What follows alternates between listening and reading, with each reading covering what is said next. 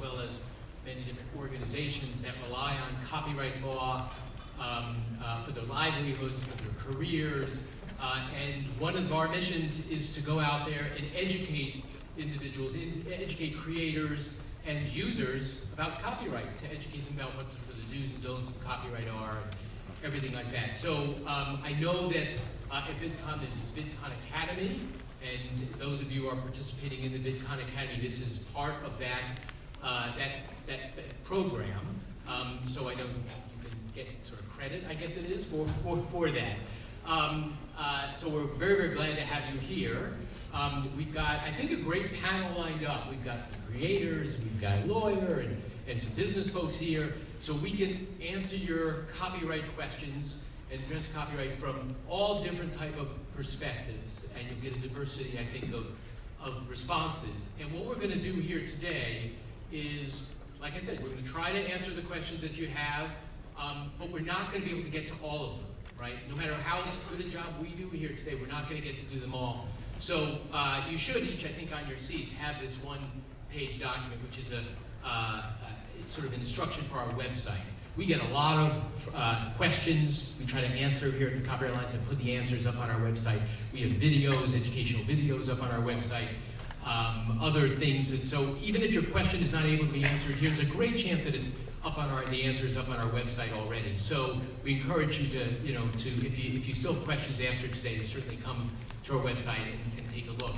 And so what we're going to do today is we're going to split the discussion up. The first 30 minutes, we're going to sort of ask questions and have a conversation amongst ourselves about things like the scope of copyright and fair use and copyright enforcement and content ID and the DMCA and the whole shebang.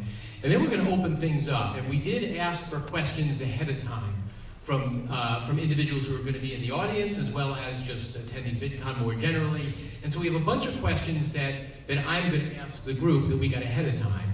And then we'll spend the last 10 or 15 minutes or so asking questions of you, and there's a microphone there in the center, so as you have questions, you can come up. And we've got, like I said, a kind of panel of experts here in the room, right? Whether it's experts in creativity or the law or the business of copyright, whatever the case may be. So let me just say about 30 seconds or so about copyright, because about some of the topics we're going to talk about. One is, I'll talk about the scope of copyright. Everyone in this room should know what copyright protects and what it doesn't protect. What it doesn't protect is ideas. We hear all the time from creators about oh, someone stole my idea. Sorry, ideas are not protected. What is protected by copyright is the expression of those ideas. And so people can have very similar ideas, but if they express them very differently, there's no problem with that. Copyright will protect those different type of expressions. And so that's one thing that I think all the creators in the room certainly should be aware of. It's also something called fair use, which hopefully you all heard about. Once again, I encourage you to go to our website if you haven't. But what fair use is sort of 4-factor balancing test. And if something is a fair use, you can use someone else's creativity, someone else's creation. You can use it without paying them, without getting their authorization. So the question is, what is and what isn't a fair use? And a lot of times, if a use is commercial, it's not going to be considered to be a fair use. And so if you're putting up, let's say, YouTube videos and you have ads, well, that's going to be a commercial use. If it's causing some harm to the underlying copyright owner, also very unlikely to be a fair use. But that's one of the things we're going to talk about. And we're going to just do a deep dive immediately right into that issue, the issue of fair use and the scope of copyright protection. And I'm going to start off with our creators here. And before I ask you the question, and my question to you all is going to be, what have your experiences been with the scope of copyright protection, and in particular, fair use? Like, for instance, when did you first learn about copyright, and do you think many creators understand copyright or fair use, and whether you've used other people's works or whether they've used your works? Just kind of broadly, how have you encountered these issues, and what have you done about them? But first, I just want you to introduce yourselves, and so the audience knows who you are, and then sort of just answer the question, and we'll go down the line. So Laura, why don't you kick things off here? Okay. Okay, here's the microphone. Hi, I'm Laura. I'm a YouTuber, and I'm an artist at Disney. do the introductions and then... Yeah, okay, why don't you Okay. do the introductions and then we'll come back to you. How's that? Okay. Do we also do the slides? Oh, so, yeah, if you have something you want to show it, depending, okay. There's some of my art. Oh. there is some of my art. So, hello everyone. My name is Natalia Seth, also known as Escaping Youth on Instagram, and I am a surrealistic conceptual photographer. And this is some of my work. A lot of my work revolves around color, around emotion, oddities in life. And yeah, I started when I was 13, been doing this for 6 years, taught myself Photoshop, and then transformed it from a hobby to a brand over the past few years. So I love doing it, and that's how I got to work with Copyright Alliance and how I got introduced to them. And they said I could do a little plug. I came up with a book, and all the photos are copyrighted in it. Yeah, so I came up with a book with a thought catalog, and it's been in the works for a year. And the link is in my bio, my Instagram, if you like to pre-order. But it's interactive, it's really cool. So yeah. Is it on? Hello? Yeah. Can you hear me? Okay. My name is Jenna Close, and I am the director of photography at Buck the Cubicle. That's with a B. We basically, there's 3 of us, and we do still photography and also short films commercially. That's some of my work there. And I actually first got involved with the Copyright Alliance doing some advocacy work for some copyright legislation, which I'll talk about in a little bit. So I testified on the Hill, and I'm also the past chair of the American Society of Media Photographers, which is a trade organization for commercial photographers and filmmakers.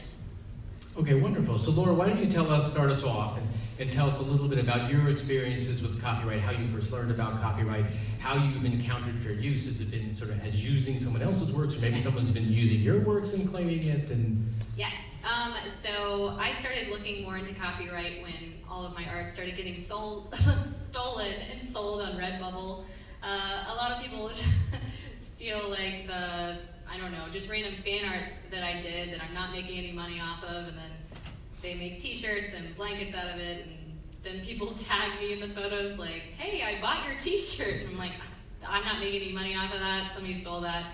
So now I have these massive watermarks on all of my work, as you probably saw before. But in also fair use, since I'm also a YouTuber, I make weekly videos. I have had experience with content ID. Recently I made a Bob Ross video where I followed a Bob Ross tutorial, and then it was copyright claimed because whoever owns the Bob Ross videos in Germany wants to make all the money off of that. So then I looked up a lot about fair use. I figured out that what I was doing was fair use. I was completely transforming it, and I was reacting to it, like reaction videos. They're totally fair use as long as you're transforming it, using it a different way. So I've been on both sides of copyright, having stuff stolen, and I mean my own videos have been stolen, but I usually don't claim them because I don't know, I'm trying not to be a dick, but but people claim my stuff all the time, so I'm just kind of like, there's just, I've seen both sides of it, so I understand both sides. I mean, it is interesting because we do hear that from a lot. You're a creator, and sometimes your stuff gets used by someone else, and sometimes you may want to borrow a little snippet, or let's say music or something for some purpose. And so it is interesting that we see creators who are very much on both sides of the copyright issues a lot of times. So Natalia, how about yourself? How have you experienced these issues, whether it's fair use or just scope of copyright issues? Yeah, so I first became curious about copyright when I first started, so back 6 years ago, and that's when I started to get into it, when people started to literally cut their face out and put it on top of me in my work, and I'd be like, oh, that's my photo, and then I'd be like, look a little closer, that's not my face. So it was a little weird, and I usually ask them to take it down, and they usually do it, or if they're being rude or not responding, then I'll report it. But Instagram's pretty good with that, so. And also, I use a lot of external images for my photos, so when I don't have a dragon laying around for my stock photography, I will find it on Google, and I found that I have to find the source of where it's from, so it's not copyright. And yeah, I usually have to use stock websites now, which is safer. Okay, that's a good example. Jenna, how about yourself? Yeah, so I guess I come at it a little bit differently. I'm primarily on the creator side. I don't use other people's work in my work, with the exception of music, which I always license. But copyright first became a problem for me, I guess, the infringement of it, because people do take my work a lot. I've had a couple of things go viral, and that was where it really started to accelerate. So sometimes I'm fine with that, like when people are sharing it, or I've made it downloadable or shareable or whatever. But when it's repurposed into something that basically what happens is that affects the value that I have to license that photograph or that video, and that's how I make my living. So for me, it's been primarily an issue of finances, I guess you could say. And the other thing about it, I mean, fair use, I'm okay with that. I think a lot of photographers are actually less enamored with fair use than other artists, because we tend to be on the fair using end, and we don't tend to use things by fair use. But I guess I would say to that there's a lot of times when an individual person wants to use one of my images or wants to share one of my videos, and I'm totally fine with that. It's the companies, the larger corporations that take stuff where I really have a problem with it, but it's always best to ask, right? So if somebody comes to me and says, hey, I'd love to use this image, in this work I'm creating, 9 times out of 10, I'm totally happy to give them permission, but it's the asking that makes that happen. So that's what I would say to you guys who are appropriating work and using it in your own work. It's so cool to see my work be used and advanced in this way, but just always remember, what if it was you? So kind of go to the other side and just ask first. And I think you'd be surprised at how many times that you would be given permission. That's wonderful. I mean, all three of you, this great advice and great experiences. Do have another side of the couch here. So let's get to the other side of the couch. I'm going to start with Anjan. If you want to introduce yourself and then just talk about, you're sort of our lawyer on the panel. You heard what they said. Would you have any suggestions, maybe not advice, not legal advice, but suggestions for them, or maybe anything that they said that maybe wasn't legally right, that maybe we should sort of jump in here? Yeah, so my name is Anjan Chowdhury. I'm a partner at a firm downtown in LA called Munger, Tolles & Olson. I don't have any slides for you. I can give you a disclaimer, which is that I'm not giving you legal advice here, just to be clear. I'm just offering a personal opinion view on things. That said, I think that actually I agree with a lot of the things you all were saying about this. I end up counseling folks. I represent a wide variety of content creating companies, everything from the biggest record companies to the smallest indie artists to YouTubers. So I've seen all these different sides of the things. And I find that fair use often is the world of it depends. And it's a very weird thing because it tends to align to how much risk tolerance do you have. Because oftentimes, it's not like you've gone to the content creator and said, can I use your work? They've said no, and then you go do it and claim it's a fair use. Usually fair use arises in a situation where no one asked anyone anything, and then after the fact, they're trying to explain why they believe now it is a fair use.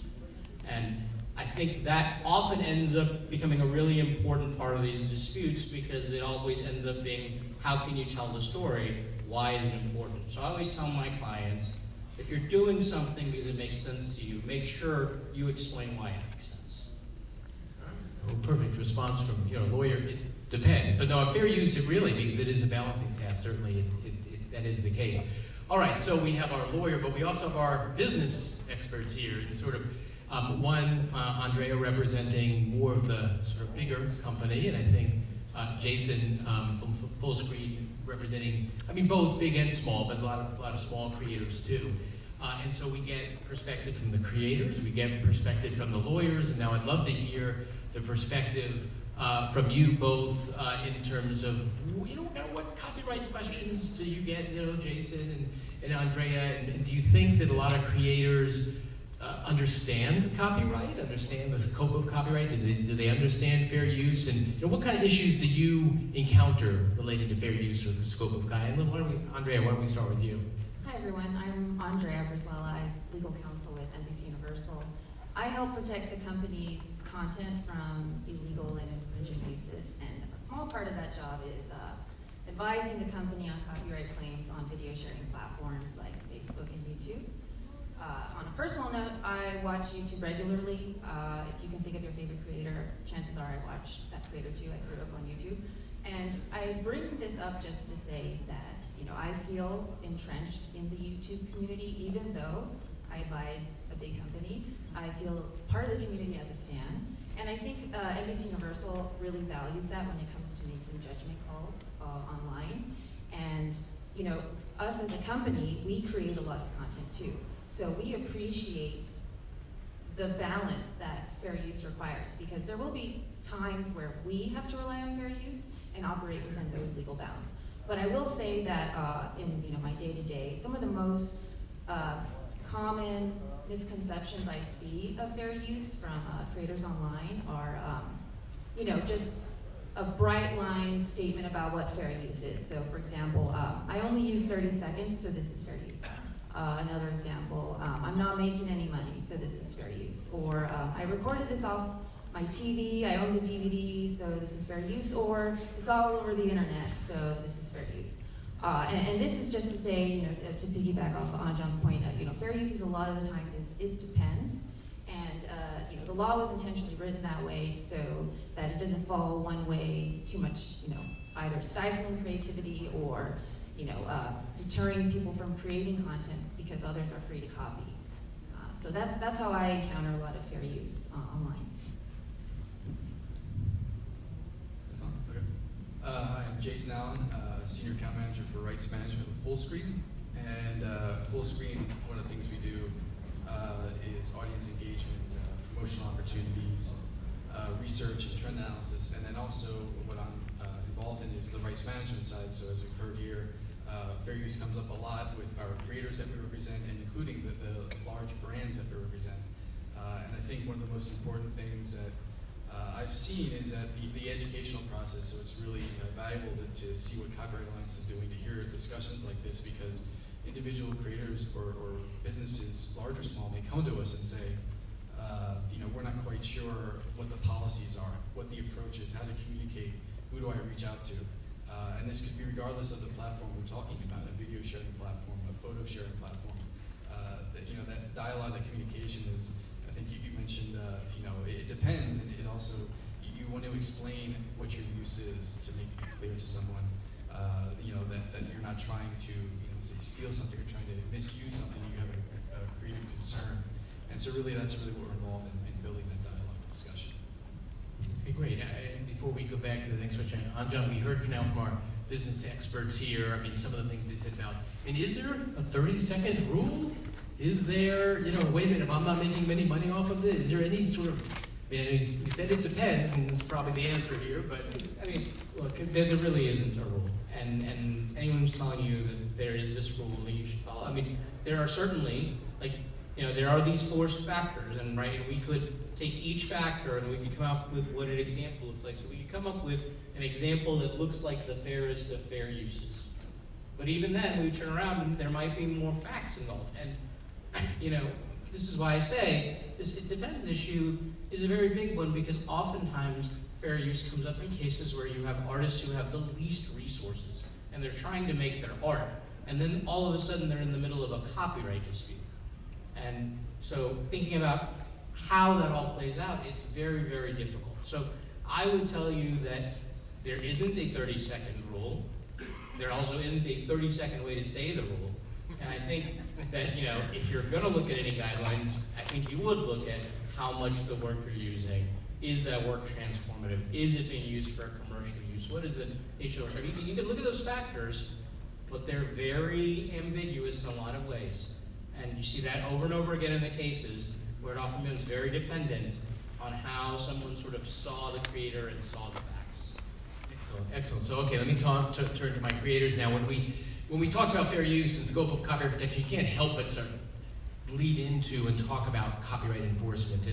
And I have a strange feeling that's what a lot of you want to hear about is is enforcement, because either you've been doing something and maybe somebody says, hey, you can't do that, that's my stuff, or vice versa. You've done something and somebody maybe has taken your stuff. So I'd love to hear, maybe expand upon some of the discussion that occurred before, or just add the discussion about enforcement and how you've encountered those enforcement issues. Have you had to kind of pursue somebody? I know you said you said, look, I don't want to be a dick, right? So, but maybe you have sometimes, or maybe somebody has been to you, So, so maybe just like I said, expand, go down the line here and talk about your different experiences with regard to copyright enforcement.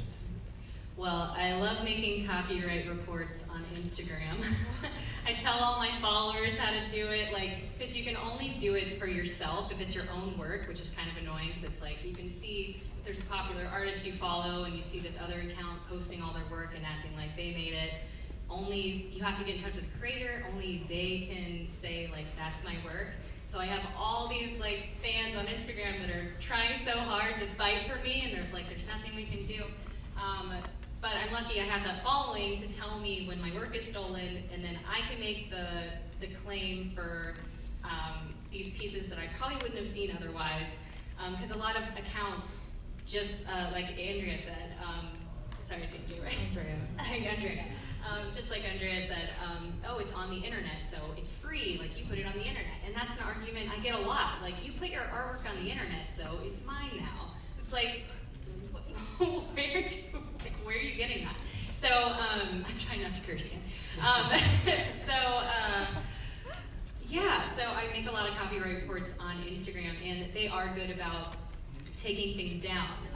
But then on the other side, YouTube, sometimes the content ID, just a lot of people take advantage of that. Just small companies, kind of bogus companies you've never heard of that might own one part of something. If I walk into a Target and I'm vlogging and there's a song on for 5 seconds, and I don't even realize, and I post that in my vlog, then it gets claimed, and whoever owns that song now makes all the money off my video, my 20-minute long video. People aren't coming to watch my video to hear this 5-second snippet of a song that was on in Target, So things like that where people take advantage of the system, that's where it gets really annoying. So I was I'm on this one side here, but if people use my art in their YouTube videos to comment on, I feel like that's totally fair use. They don't have to ask my permission. But if they want to repost my work on their big Instagram account, that I want to be asked permission for, because, and I even have that on my bio and everything, ask me permission if you want to repost my work, because a lot of times it gets a lot more engagement on these random accounts that just repost other people's work. They don't actually make anything themselves, and I'm why don't you just make your own content? So yeah, I've seen both sides of it. On YouTube, I've just had trouble with copyright claims, and then on Instagram, it's the opposite. And the problem is when I claim my stuff on Instagram, I'm not making any money off of that, but when people claim that I use their stuff on YouTube, when it's just a 5-second snippet, or if I'm responding to a Bob Ross video, that kind of thing, I'm that's where I had to research what fair use is and really know what my rights are. So, yeah. Yeah, I had the exact same experience actually. A lot of my followers usually repost my work with credit, and there are some bigger accounts that don't repost with credit. I'm why? It's so easy. And so, as I said before, I usually ask them, or ask my followers to ask them if they're bigger to give credit, or I will have to report it, as I said before. And there are some brands that I've had repost my work and use it as their advertising, and I'm not even working with them. So then I have to DM them and say, please take it down, or report it, as I said before. So yeah, it sucks. So as far as my work is concerned, a lot of it is, some of it is on YouTube and it's on Instagram, but primarily where the infringements come that I am concerned about is through my website. And so when I am looking at infringements and my work gets infringed all the time, I'll often do a reverse image search on Google. And when I did that not too long ago with one of my more more generic but popular images that I made for a custom client, there were 41 pages of websites that had taken that image without permission.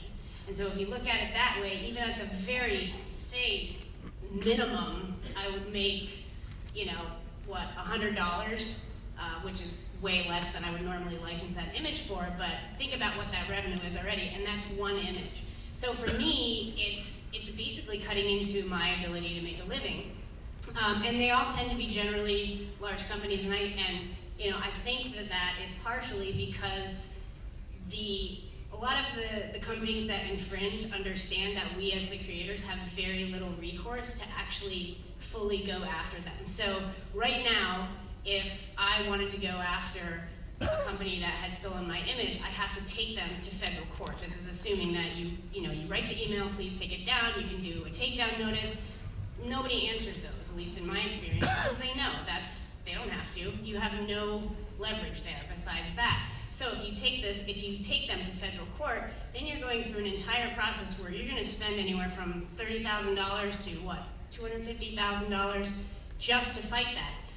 And if you lose, you might also be then accountable to pay the attorney's fees of the other side. So the risk involved in fighting for our copyright is ridiculous. I mean, there's no way I would do that. I would be bankrupt.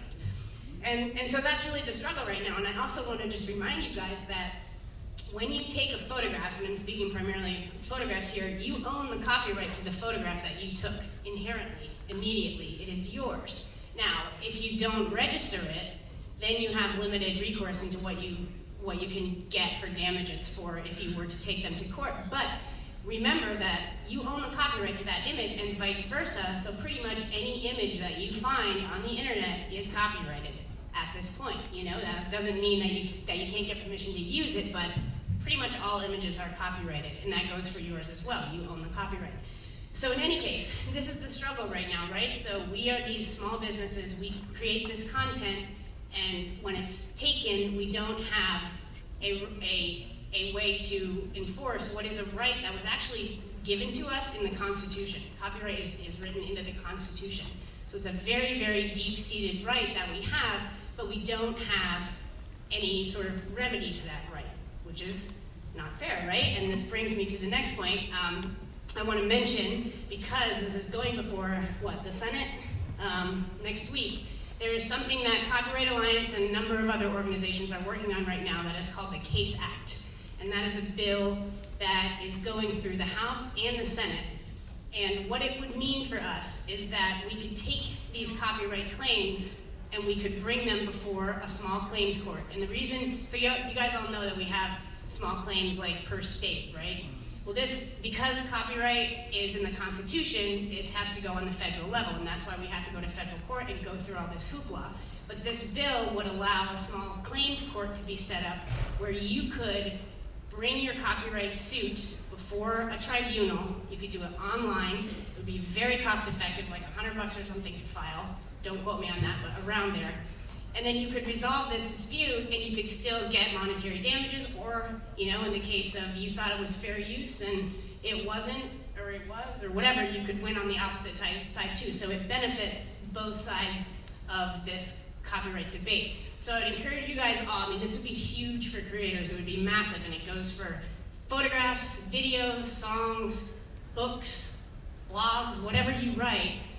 That is your work. So I would encourage you guys all to go to the Copyright Alliance website and learn about the CASE Act and write your politicians. You can do it through links. I think these guys have one. It's super easy, but now is the critical time where this either passes or it doesn't. And some of us have been working on this for 12 years now, I think. So it's been this huge, long struggle to make what is, in my opinion, a very necessary, needed, and simple and fair change to the copyright system. So that's my plug for the CASE Act.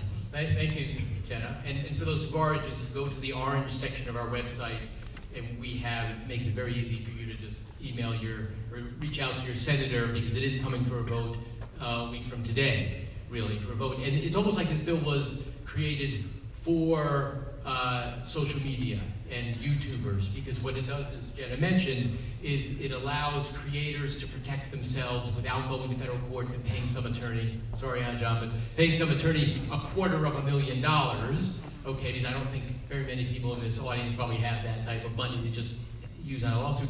But also importantly, it also protects if you're making fair use of a video, and right now you really have no way of protecting yourself, because you're not going to go to federal court and spend that same $250,000 when you don't stand to get any damages whatsoever, right? So this is a wonderful, very, very balanced bill that is intended to protect, really frankly, everyone on the social media platform. And I do encourage you to, like I said, write your senator. Happy to talk more about it. But I'm going to get off my soapbox now. We're going to get back to the more educational part of the program. I'm going to turn to Jason and talk. I mean, look, full screen. You represent a lot of YouTubers and others who are, trying to make a brand, and trying to be successful, and trying to figure out this whole copyright thing. What approach do you tell them to take? How do you, what kind of issues come up in front of you, and how do you deal with them? What do you tell them? Yeah. So I guess the first piece of advice would be to not ever become over-reliant on someone else's material, whether it's copyright, specifically. To embrace and kind of cultivate your own creativity, because that's what brought you to where you are, whether you're just starting out or you're mid-tier or you're growing and expanding. And when you do have those situations where you really need to use something, to be cognizant that there's another owner on the other side of the conversation that's going to need to be involved in, and they may be okay after discussion to allow you to use that, and they may not be. They may have a decision they make on the claim involved with your content. So you have to be cognizant of that. And it's gets back to that discussion I mentioned at the top of the discussion about education and alerting our creators to the whole process of claims and how the various platforms handle the process of communication between a copyright owner and a user creator.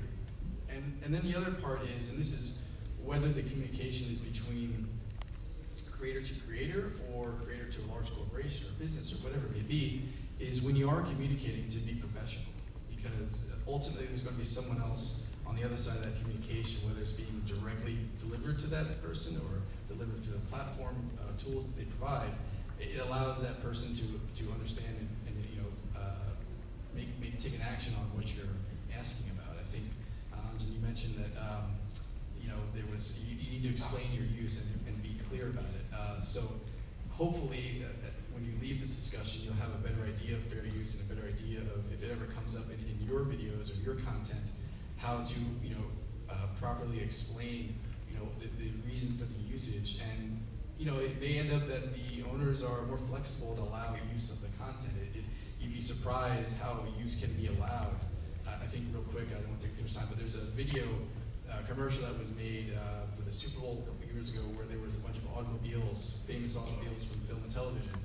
And for that to be made, that had to go out to every single owner of those pieces of copyright. And some of them may have wanted to be reimbursed, others may have decided, go ahead and use it. But that discussion has to occur. And so I think that's the number one thing that we advise to our creators. Okay, great. And Andre, you represent a very large company that has a lot of wonderful, great content, copyrighted content, and you're surveying, monitoring YouTube and other areas. And so, what do you look for? What's the approach that your company you take? So, when it comes to online enforcement, there's a range. There's a range of opinions, a spectrum of opinions. On the one end, you have a very strict approach that believes any infringing content should not be allowed to coexist on the marketplace. So if it infringes your rights, you take it down. The other end, you have a more flexible approach. Jason uses the word flexible, where even if something is infringing for a variety of reasons, you might want it to exist. So NBC Universal falls somewhere in that area, a flexible approach. So, we don't stop at just the question of, is this infringing? And if the answer is yes, we also consider a variety of business reasons. Some examples include, what are our obligations to talent, to licensors, to licensees? Did we invite or encourage creators to engage with our content online? If it's a specific kind of show, reality, sci-fi, you name it, we make a ton of stuff. do fans like engaging with this content online? And if no one has a problem with it, it might be a good thing. But there are other issues that we might have, such as inappropriate brand associations. We make a lot of family-friendly content, or we also look at the timing when is something used. If we see something online that was pre-released, meaning we have not made it public, that is very concerning for us. And so these are a number of business considerations we make before we take action. It's not just a strict, this is infringing, take it down. And I will say, just for some perspective, the majority of my enforcement time is not spent on going after creators or balancing whether this is fair use and this is not. We have to go after criminals, people who take our content, run-of-the-mill piracy, infringement, and posting full-use movies, full versions of movies online. So that's just some perspective on what we do for enforcement. Okay, thank you, Andrea. So, Anja, moment of truth here, right? We've heard from our creators. We've heard from the business side of the equation here. Did anything while they were talking strike you as, oh, wait a minute, they don't have this right legally, or maybe I should add something to what they said, and just to make sure the audience is sort of well-informed on the legal aspects of this? I want to remind everybody about the moment where Keith was talking about paying me $250,000. You should do that regularly, often. I want to say two things. One was resonating when you were talking about recourse. And I was saying, I get, it is a very jarring thing when you get into the notice and takedown on either side of it.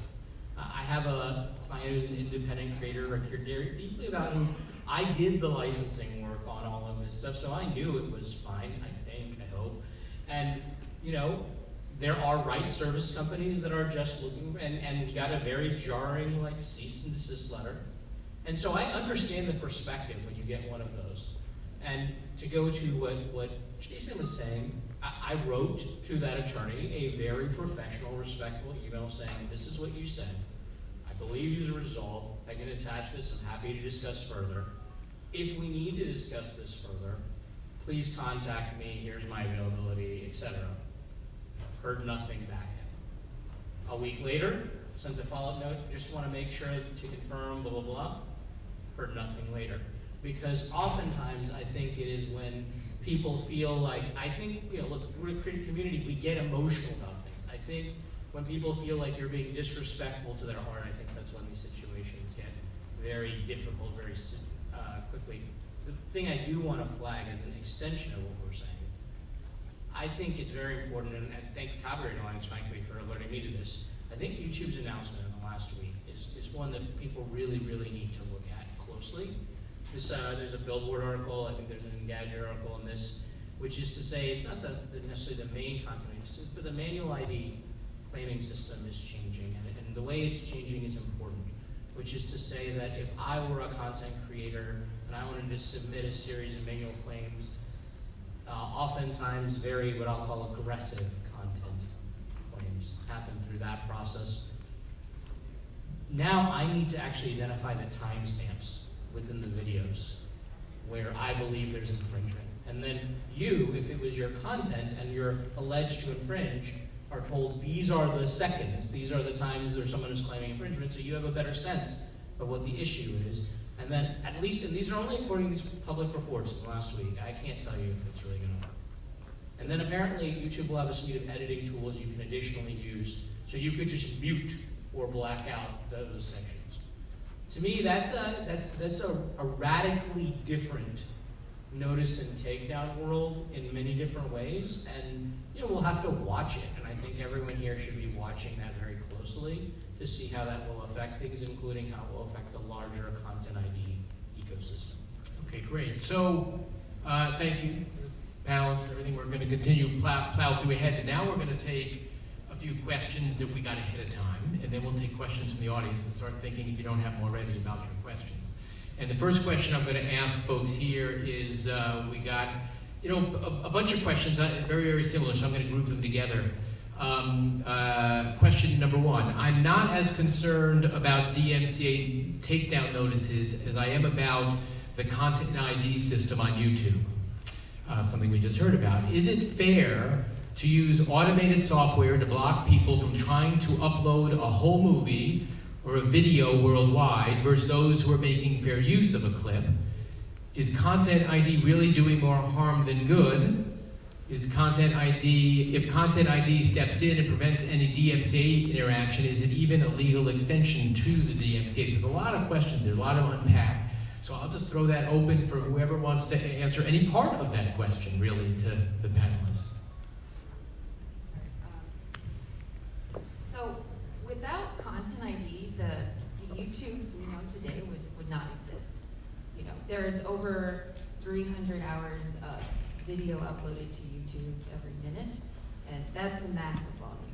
So there are people that will and do upload full-length infringing versions of movies, TV shows, you name it. And that is a big problem for YouTube. It has been a part of its history, and you know, it's a threat to its business. So Content ID, for all its problems and flaws, you know, it is YouTube's scalable solution to this problem, and it has allowed YouTube to grow and thrive into the platform it is today, and be seen as a legitimate place where it's known for original content and creators, and not a place where, you know, piracy is safe and you can go here to find pirated content. Because those kinds of websites in the long run don't survive. So Content ID has enabled YouTube to reach the place it has today, and you know, I applaud YouTube for the work that it's done on Content ID, and you know, there is work to be done, and these recent announcements, you know, I think is a step in the right direction for addressing some of the, you know, shortcomings it has. I guess I would say that, you know, I think on Content ID, we have to think about what would the world look like if you didn't have that system. If you didn't have that system, there'd be a very, very, very much more significant legal fight than there is about whether YouTube could exist. There would be a real question of, if you're a content creator, how would you ever be able to find your content as it's being used all across YouTube? And so what we're really talking about here, and yet there are the people with the perspective that, like, sometimes, given the formalities of copyright law, sometimes it's better to let works thrive online and things like that, especially if we can find ways to monetize them together. And so I think Content ID is an ongoing discussion on that subject, but I think I think people should look very closely at the case law sort of, because remember, we have parallel platforms, and some of them are choosing to engage in licensing. And that's changed the way that consumers can interact in the rights of the platforms. And I think people should be watching those platforms, and people should also be watching the case law developing around red flag knowledge. And because, you know, we know what's happening. I mean, right now, I believe the studies are that YouTube is the #1 place for music listening and discovery. That's just the music space. All right, wonderful. So the next question we got, I'm going to actually turn to our creators here a bit, and I'm going to change the question a little bit because it says, is it fair use to review or criticize a video game or movie trailer and use clips from them? So I'm not going to ask you for a legal opinion, but I am going to ask you what would you do if you came across that? If you came across somebody taking, I'm not saying your whole video, snippets of your video and making what might be fair use or criticizing them or something like that. What would be your reaction, your response? I definitely think that's fair use. Well, in the YouTube guidelines, if you read all of them, which I've been reading all of them lately, yeah, as long as you're reacting to it and not just, playing it in the corner and just doing whatever, as long as you're actually reacting to it and talking about it and making it into a new video by reacting to that, I think that's fair use. But the problem is that fair use is just an argument you make in court. It's not a law, or maybe it is. I don't know. I'm not the lawyer. It is the law. It is a law. I am an expert. So we've all learned something. Maybe the panelists too. But Eddie? Okay. Yeah, I'm not going to say whether it's fair use or not, because I guess it depends is probably the right answer for that. But if it were my video that someone was critiquing, I think part of it would be, I guess I would welcome that. I think that, and I would look at it as an opportunity to engage, maybe even learn something. Maybe that person has some great suggestions. I also think, though, that it would, my level of willingness to engage with it would depend on the tone of the critique. I mean, I think you have to, if it's just slandering and could essentially make my brand suffer, then I would have a problem with that. But if it's an honest critique, then I think it would actually could be quite useful. So, and to that point, I do want to add, you know, when there's a great piece of advice that ASMP gives photographers, and this extends to videographers as well, you know, when they find their work infringed, is they usually say the first step is to write a letter, right? And when you write that letter, you have to assume that it was done innocently. So you usually phrase it first if you want to get,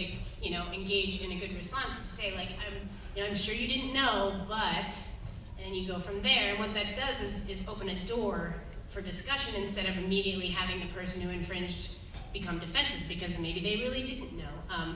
And that is if you get a response. I mean, larger companies tend not to respond in my experience at all, but for individual people, it just always pays to be polite. So as far as the critique of a video, that's how it would very much depend on the tone. Okay, so we're going to switch in a moment. We're going to switch to questions from the audience. So if you have a question from the audience, I encourage you to kind of walk up to the microphone here. Not all at once, no. What I'm going to ask the people who are going to ask the questions is try to not make it, you know, very, very factually specific to your instance. Make it a more general question to the audience. Everyone can benefit from both the question and the answer. If you ask something very, very specific, the answer may be very, very specific, and it's not going to be very helpful to everyone. So I encourage you. So I'm going to ask, maybe we keep the answers short because we have a long line of questions here. So this is a question about music, okay? If I use part of a song in my video, would I be in danger of getting a copyright takedown notice? And then there were related questions. If I buy a music album, why can't I use the music in my video? I bought the album, and it would be promoting the musicians. And then number 2 here, I have a video at a theme park. It sounds like your example a little bit. A video at a theme park, and the background music vocals from a ride got copyright claimed on YouTube. Could I possibly dispute that? So just a general question, I'll ask folks over here, just very, very quickly. We have a long line here of using music in your video, what to be concerned about. Yeah, you should be thinking about those questions. I think that there is case law. There's a case out here in California about a mom who used Prince in the background of her dancing baby. It's called the dancing baby cases. My firm was involved. Part of that goes to before someone sends a notice, a takedown notice, do they need to consider fair use? How do they need to consider it? And on the other question of the I bought an album, there's also case law on that is developing. There's a case called Beat Digi that if you're interested in, I would suggest. And I think the short answer to that, I bought the album. Well, you bought you can play the album and listen to it yourself, certainly, and for friends and family, but it doesn't give you the right to distribute or to perform the album publicly, and so that's a different story. So why don't we turn it over to you now, the audience, and you have a bunch of questions, it looks like, so go ahead. Well, the first person up on the mic. So I work in a part of... Is the mic? I don't think the mic is on. Oh. So I work as on a part of a small independent studio, and we're a few months from releasing a pilot onto YouTube. We just wanted to know what we would recommend to try to protect it, since we worked really hard on it, and we don't really have a lot of dough. Should we try to raise the funds to legally trademark something like that, or what would you recommend to try to protect something like that? I'm not. So you're talking about, you asked a trademark question, but I think maybe what you're getting is copyright to register your copyright in the pilot, right? Or you're talking about trademarking the name of the pilot. So, we were developing an animated series, and we're going to be releasing it on YouTube. Yeah. And we know that we wanted to protect the copyright, or just make sure that it couldn't be taken up from other people. Okay. So what would be the move, since I know trademark is expensive and things like that. Okay, so I'll jump in here if I can, just very, very quickly, which is, first of all, copyright is automatic.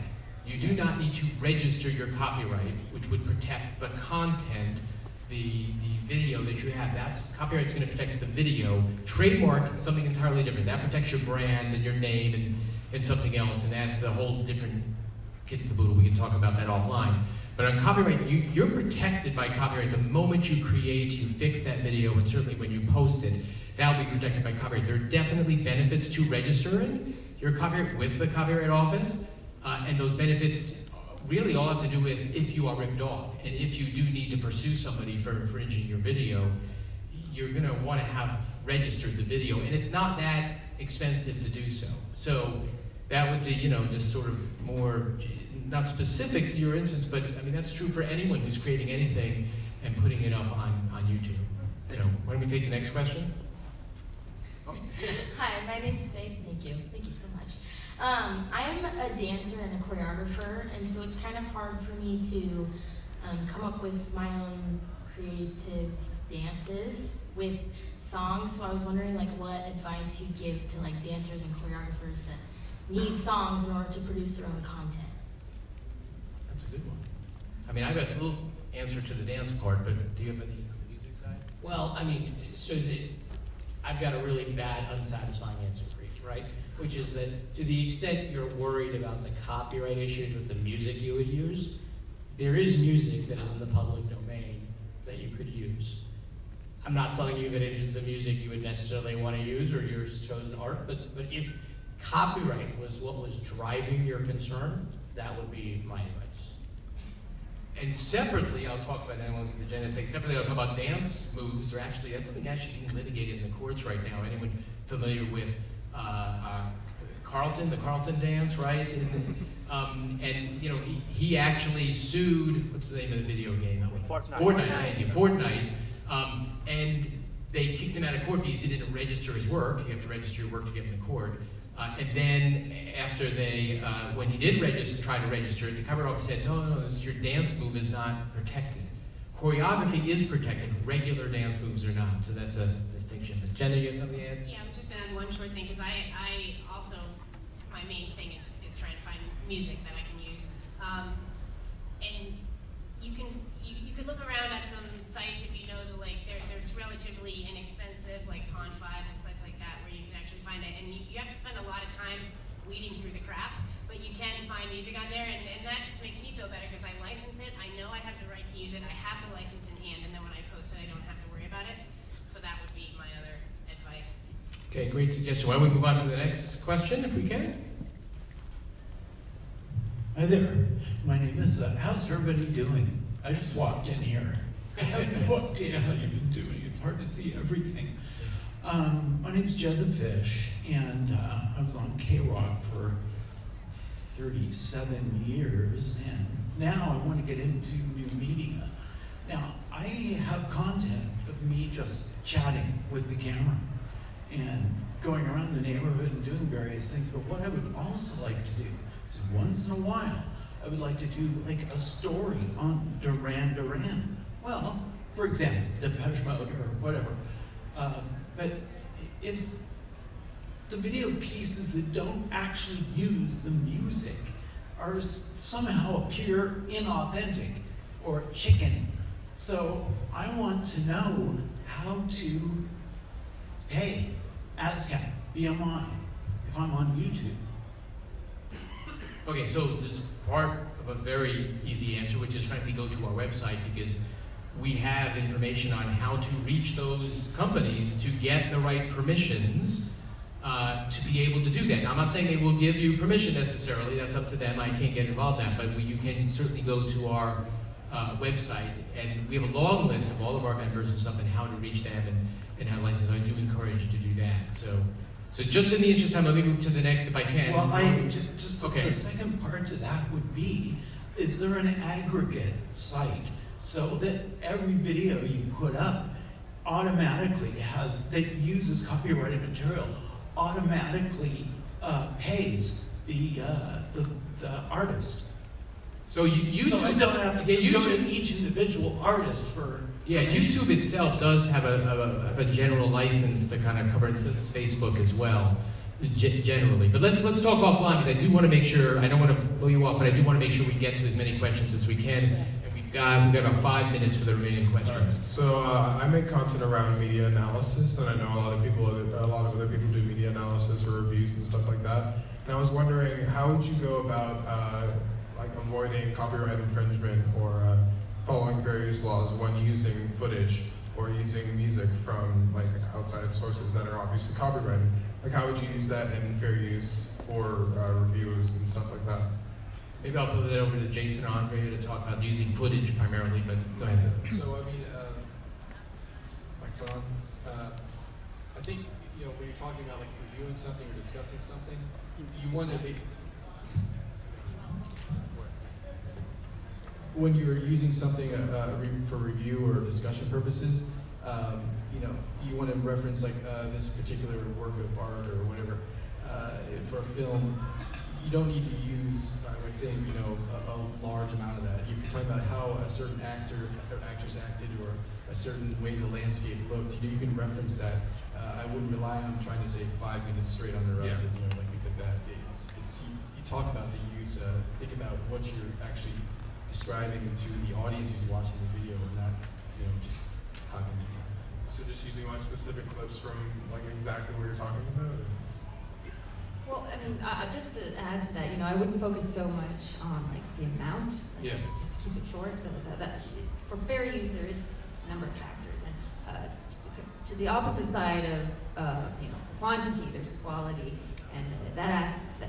Did you take the heart of the work?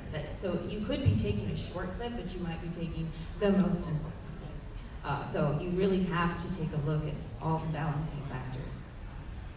All right, so we'll take 2 more questions really quick. If you can give us a question quick, we can answer them quickly too. So who's next? If you do get run afoul of the whole copyright thing, how can you get like an actual or if the algorithm says the copyright is used, how do you get an actual real person to look at it? I'll have the creators in. When you get like a copyright claim, you mean?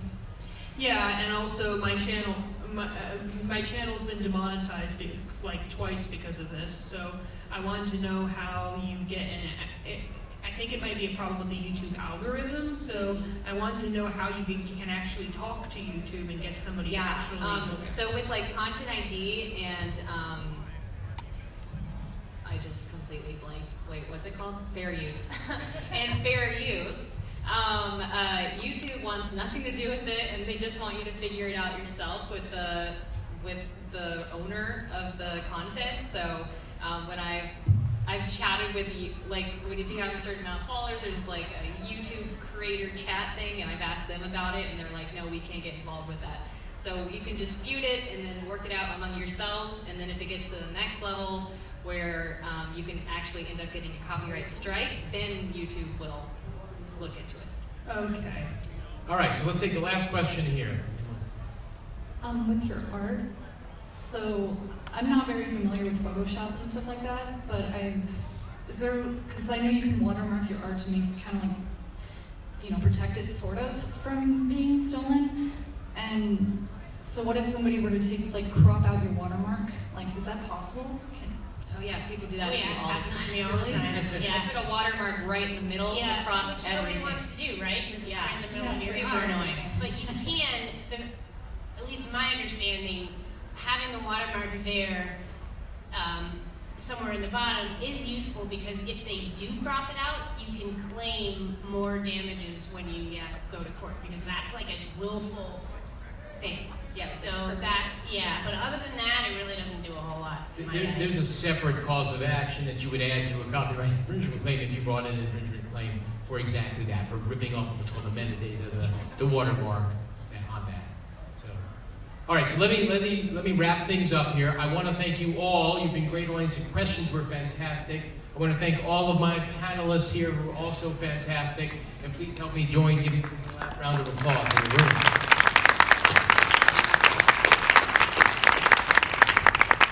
Thank you all. We hope to see you next year. You wanna let